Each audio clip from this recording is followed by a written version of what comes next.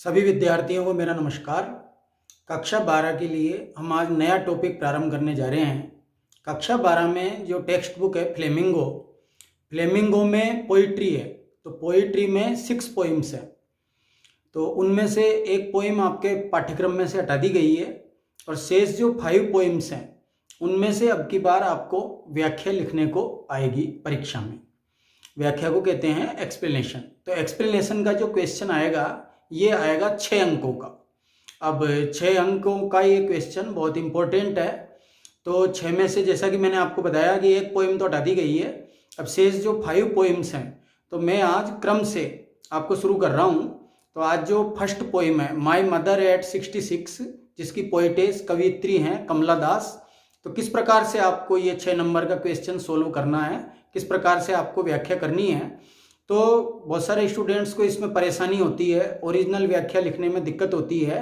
तो मैंने आपकी सरलता के लिए फिक्स एक्सप्लेनेशन तैयार की है। तो माई मदर एट 66 ये जो पोइम है इसकी अगर कोई भी लाइन्स आ जाती हैं तो आप इसी व्याख्या का यूज कर सकते हैं और मैक्सिमम मार्क्स प्राप्त कर सकते हैं। तो आइए अब इस टॉपिक को प्रारंभ करते हैं।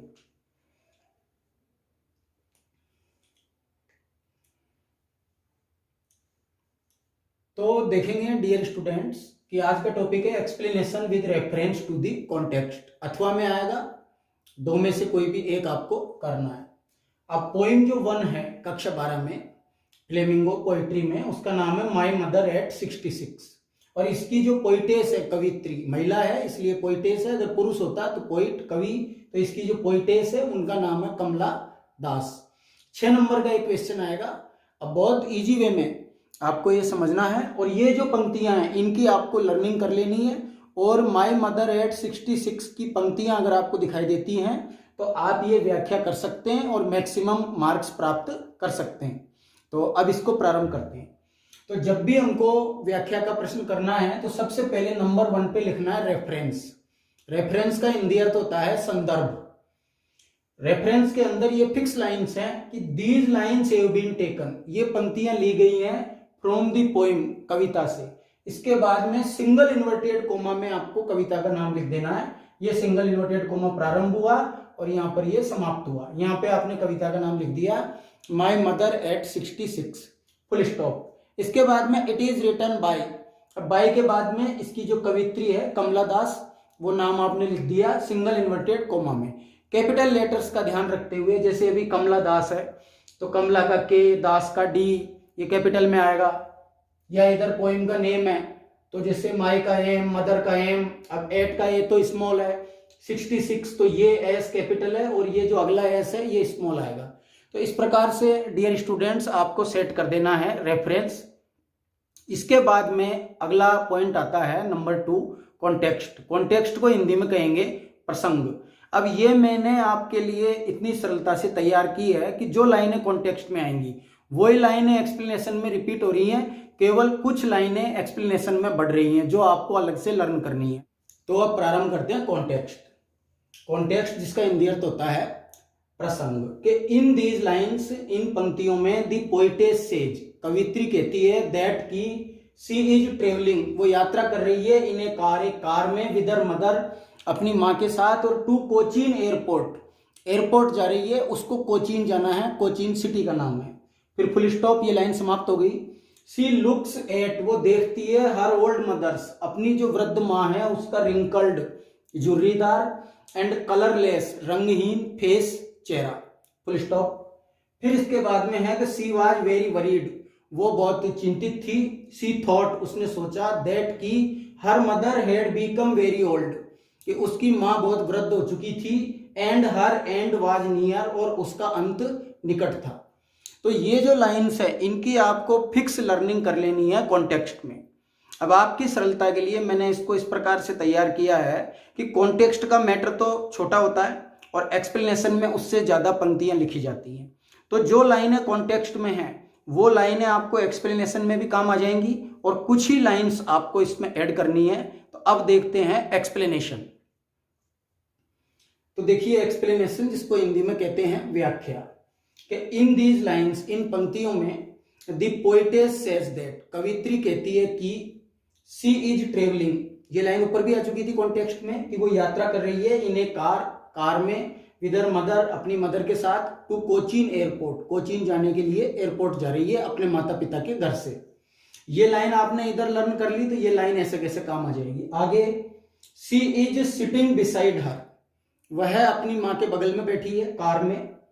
She looks at her mothers, वो देखती है अपनी माँ का रिंकल्ड, झुर्रीदार एंड कलरलेस फेस, और रंगहीन चेहरा। ये लाइन इसमें थी कॉन्टेक्स्ट में, ये लाइन भी एक्सप्लेनेशन में रिपीट हो रही है। फिर इसके बाद में शी वाज वेरी वरीड, कि वह बहुत चिंतित थी, ये लाइन भी रिपीट हो रही है, शी वाज वेरी वरीड।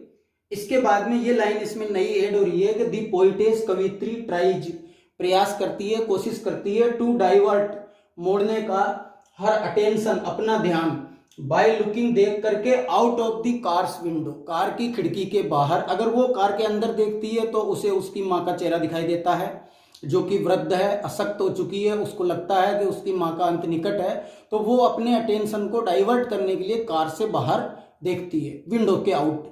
तो जब वो खिड़की के बाहर देखती है तो वो क्या देखती है कि सी सीज, वो देखती है यंग ट्रीज। इस पोइम में यंग का हिंदी अर्थ है छोटे, तो उसको छोटे पेड़, एंड हैप्पी चिल्ड्रन, और प्रसन्न बच्चे वो देखती है। और फिर इसके बाद में ये लाइन इधर से रिपीट हो रही है कि सी थॉट, उसने सोचा, दैट की her mother had become very old, कि उसकी माँ बहुत वृद्ध हो चुकी थी, and her end was near, और उसका अंत निकट था। तो देखिए डियर स्टूडेंट्स, इस प्रकार से कक्षा 12 में फ्लेमिंगो में पोइट्री में जो फर्स्ट पोइम है माय मदर एट 66, इसकी एक्सप्लेनेशन समाप्त होती है। ये लाइंस मैंने आपकी सरलता के लिए तैयार की हैं। अगर कभी आपको व्याख्या करनी पड़ती है माय मदर एट 66 की लाइंस को अगर आप आइडेंटिफाई कर लेते हो और इनकी अगर आपको व्याख्या करनी है तो आप इस प्रकार से रेफरेंस, कॉन्टेक्स्ट और एक्सप्लेनेशन का यूज कर सकते हो। ये इंपॉर्टेंट टॉपिक है, इस बार जोड़ा गया है कक्षा 12 के पाठ्यक्रम में और 6 अंक का है। पहले ये कक्षा 10 के पाठ्यक्रम में चलता था, कक्षा 10 में ये 4 अंक का होता था। तो जो वीक स्टूडेंट्स हैं वो एक्सप्लेनेशन का जो क्वेश्चन होता है उसको बहुत कठिन समझते हैं। तो जैसा कि मैंने आपको पूर्व में बताया कि कक्षा 12 के सिलेबस में 6 पोइम्स हैं, 1 पोइम तो हट चुकी है, अब बची 5। तो नेक्स्ट जो मेरे वीडियो जाएंगे उनमें मैं प्रत्येक जो पोइम है उसका एक फिक्स मैटर जो कि आपको एक्सप्लेनेशन में करना है वो मैं आपको एक्सप्लेन करूंगा। इस मैटर को आपको अपनी नोटबुक में उतार लेना है और इसके बाद में जैसा कि मैंने आपको बताया कि अथवा में व्याख्या आएगी, बीच में और लगा हुआ होगा, उसके ऊपर लाइन्स होंगी, उसके नीचे लाइन्स होंगी, आपको आइडेंटिफाई करना है और आइडेंटिफाई करने के बाद में आपको व्याख्या करनी है। जो 5 पोइम्स हैं जो अब आपके कोर्स में हैं उनके पोइम और पोइट के नाम आपको याद होने चाहिए और व्याख्या में जो भी पंक्तियां आपके सामने हैं उन पंक्तियों को पहचानना आपको आना चाहिए। जैसा कि मैं आपको दोबारा से बताऊं, अब ये रेफरेंस है तो these lines have been taken from the poem. फिर ये पोइम के बाद में ये जो नाम है तो 5 जो पोइम्स हैं उनमें से किसी भी पोइम का नाम जिसकी पंक्तियों को आपने आइडेंटिफाई किया वो आपको लिख देना है और इसके बाद में इट इज रिटन बाय, और बाय के बाद में फिर आपको जो भी उस पोइम का पोइट या पोइटेस है वो नाम आपको लिख देना है। तो ये मैंने आपकी सुविधा के लिए फिक्स मैटर तैयार किया है। अगर माय मदर एट 66 की व्याख्या आपको करनी है तो ये फिक्स मैटर आप यूज कर सकते हैं। ये बहुत इंप्रेसिव मैटर है और 6 मार्क्स का ये टॉपिक है। तो डियर स्टूडेंट्स, मेरा जो नेक्स्ट वीडियो होगा क्लास 12 के लिए उसमें मैं जो नेक्स्ट पोइम है उसकी एक्सप्लेनेशन आपको समझाऊंगा। आज के लिए इतना ही। मेरे इस वीडियो को लाइक करें और इस चैनल को सब्सक्राइब करें और ज़्यादा से ज़्यादा शेयर करें। थैंक्स।